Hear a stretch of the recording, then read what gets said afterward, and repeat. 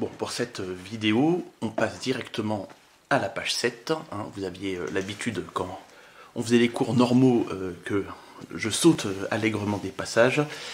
Il n'y a pas de raison que ça change quoi que ce soit, le fait que ce soit en vidéo.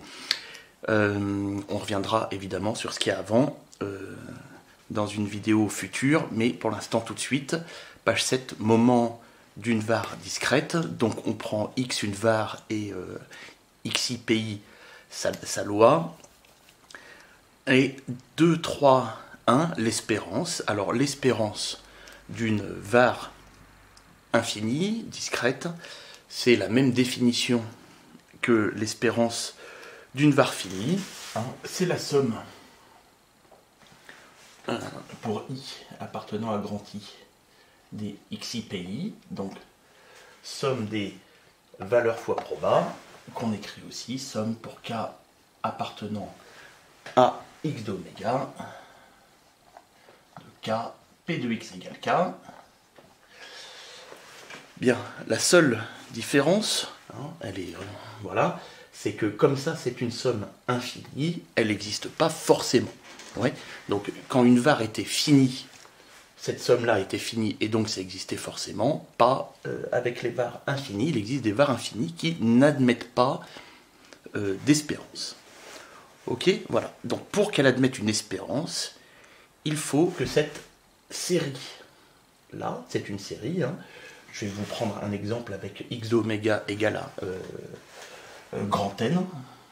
Ça me fait somme pour k allant de 0 à l'infini de k p de x égale k.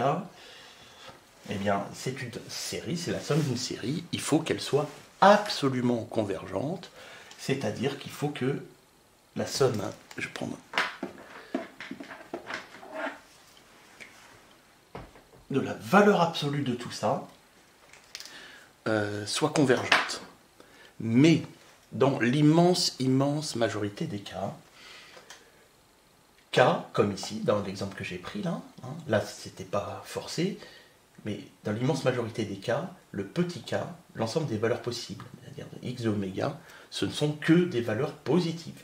Donc k va être positif, une proba c'est toujours positif, donc la valeur absolue de kp de x égale k va être égale à kp de x égale k, et donc ça sera absolument convergent si et seulement si c'est convergent.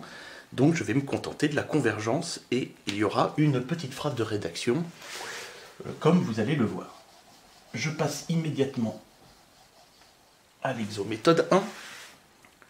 Donc l'exométhode 1, x d'oméga c'est n étoile et p de x égale n, c'est 1 sur 2 puissance n. On me demande de calculer l'espérance de x. Eh bien, pour calculer l'espérance de x, on calcule la somme de la série k p de x égale k, ou ici n p de x égale n, c'est pareil. Hein, donc sous réserve de convergence, somme pour n allant de 1 à l'infini, je suis dans n étoile, de n p de x égale n, j'écris ce que ça fait,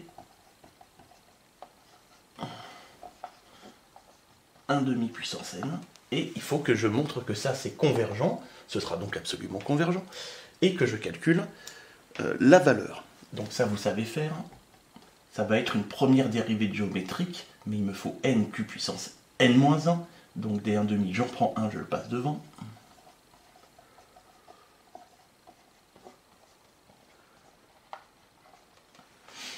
Et donc je reconnais ma série, ma première dérivée de série géométrique. Première dérivée de série géométrique, je ne sais plus ce que j'ai dit tout à l'heure, mais c'est première dérivée de série géométrique de raison 1,5. Donc, on a une première dérivée de série géométrique de raison 1,5 avec 1,5 strictement compris entre moins 1 et 1. Et c'est là qu'arrive la rédaction. Donc, la série converge, comme pour une série, mais avant de passer au résultat, je dis donc converge absolument. Et je mets série à terme positif. Une série à terme positif converge si et seulement si ça converge absolument, hein, parce que qu'il y ait des valeurs absolues ou pas, ça ne change rien vu que tout est positif. Et comme il faut absolument convergente pour que x admette une espérance, il faut cette phrase de rédaction. Donc x admet une espérance. Une espérance.